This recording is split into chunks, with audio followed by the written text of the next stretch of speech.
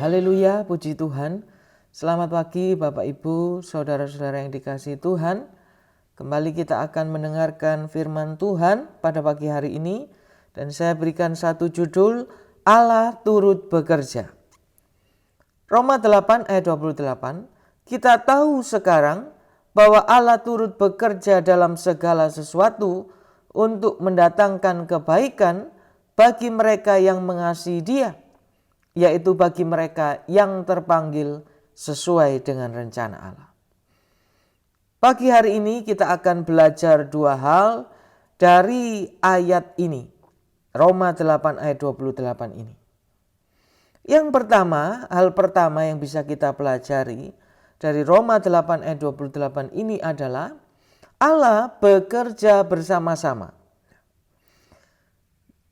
Dalam ayatnya yang ke-28 bagian A dikatakan, Allah turut bekerja dalam segala sesuatu.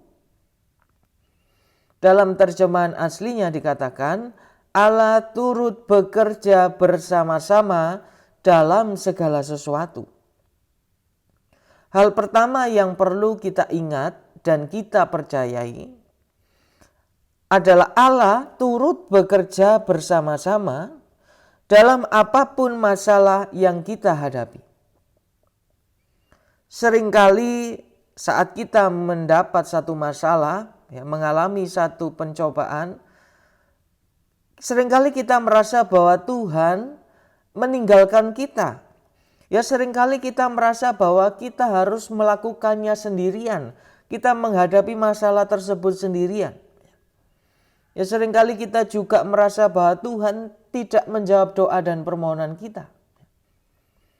Tetapi dari Roma 8 ayat 28 ini jelas bahwa Tuhan turut bekerja bersama-sama kita apapun masalah yang kita hadapi. Bahkan apapun pekerjaan yang kita lakukan. Ada satu contoh nyata dalam perjanjian lama, yaitu dari kehidupan Yusuf. Yusuf mendapat mimpi, diawali mendapat mimpi akan menjadi seorang pemimpin dari seluruh kaum keluarganya.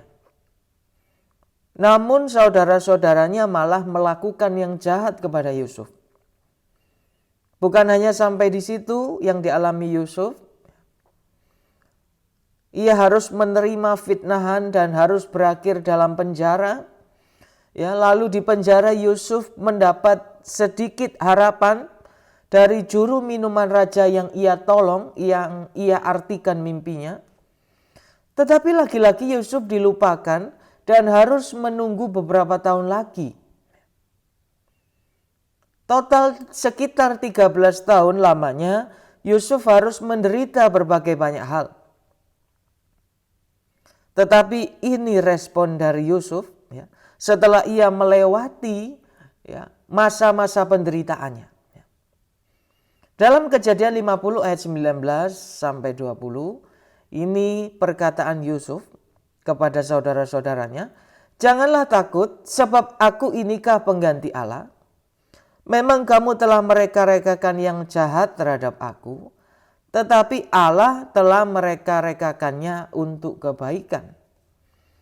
Dengan maksud melakukan seperti yang terjadi sekarang ini, yakni memelihara hidup suatu bangsa yang besar. Inilah respon dari Yusuf. Inilah pemikiran yang dimiliki Yusuf, yang juga menjadi kunci ia kuat dan bertahan dalam penderitaannya. Yang menjadi kunci ia dapat melewati setiap penderitaannya. Yusuf tahu bahwa Allah yang ia sembah turut bekerja dalam kehidupannya. Merancangkan kebaikan, merancangkan hal yang baik, mengerjakan sesuatu yang baik untuk kehidupannya. Yusuf tidak melihat kepada saudara-saudaranya yang melakukan kejahatan. Yusuf tidak melihat kepada orang yang memfitnahnya. Yusuf tidak melihat kepada orang yang melupakannya. Tetapi Yusuf terus melihat kepada rencana Tuhan yang lebih dahsyat dan sempurna dalam kehidupannya. Yusuf tahu persis bahwa Tuhan sedang mengerjakan sesuatu yang besar untuk kehidupannya.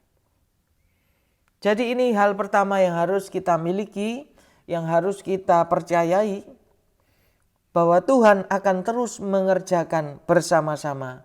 Ya. Tuhan akan terus turut bekerja dalam kehidupan kita.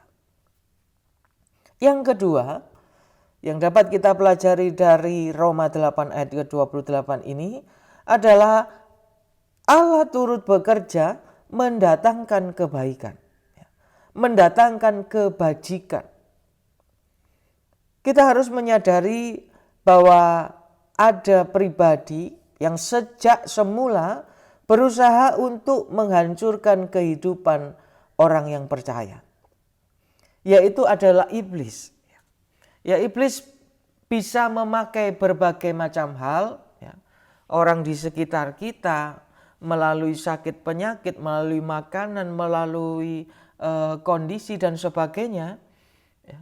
Iblis memakai hal-hal ini untuk menjatuhkan, bahkan membinasakan orang-orang percaya.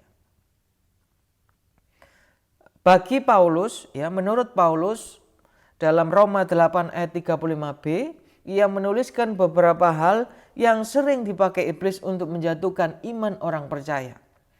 Ya, ada penindasan melalui kesesakan, melalui penganiayaan, ya, melalui kelaparan, ketelanjangan, bahaya, dan bahkan pedang. Tetapi Paulus juga mempunyai keyakinan yang besar bahwa Tuhan Yesus Kristus juga turut bekerja di dalam kehidupan kita. Karena itu Paulus bisa berkata, kita adalah orang-orang yang lebih daripada pemenang. Tidak ada satu hal pun, tidak ada satu masalah pun yang akan dapat menjatuhkan kehidupan kita orang percaya. Karena apa? Karena yang dilakukan oleh Tuhan, ya, adalah mendatangkan kebaikan, kebajikan, dan kehidupan. Kalau iblis berusaha mematikan kita, Tuhan sanggup menghidupkan kita. Kalau iblis berusaha menghancurkan rumah tangga orang percaya, Tuhan sanggup mengkokohkan rumah tangga orang percaya. Kalau iblis berusaha menghabisi pekerjaan orang percaya, Tuhan pun akan turun tangan menolong pekerjaan orang percaya. Dan satu contoh lagi dalam firman Tuhan, dalam kitab Ester, kita akan menemui seseorang Yahudi yang bernama Mordekai yang berusaha dijatuhkan, bahkan dibunuh oleh seseorang yang bernama Haman. Ester 3 ayat 5-6 berkata, ketika Haman melihat bahwa Mordekai tidak berlutut dan sujud kepadanya, maka sangat panaslah hati Haman, tetapi ia menganggap dirinya terlalu hina untuk membunuh hanya Mordekai saja. Karena orang telah memberitahukan kepadanya kebangsaan Mordekai itu. Jadi Haman mencari ikhtiar memunahkan semua orang Yahudi, yakni bangsa Mordekai itu, di seluruh kerajaan Ahasiweros.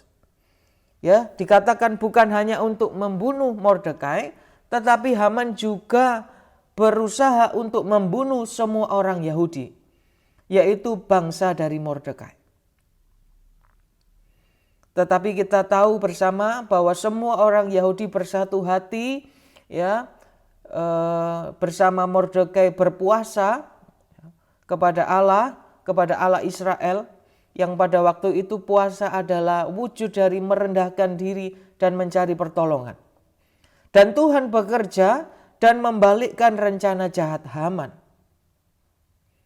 yang seharusnya kematian untuk Mordekai dan seluruh orang Yahudi, tetapi Allah turut bekerja mendatangkan kebaikan, kehidupan, bahkan kemuliaan untuk Mordekai. Puji Tuhan, sebagai kesimpulan untuk kita bersama, segala sesuatu masalah yang kita hadapi, Allah turut bekerja di dalamnya Dan apa yang dikerjakan Tuhan itu adalah baik dan sempurna. Puji Tuhan.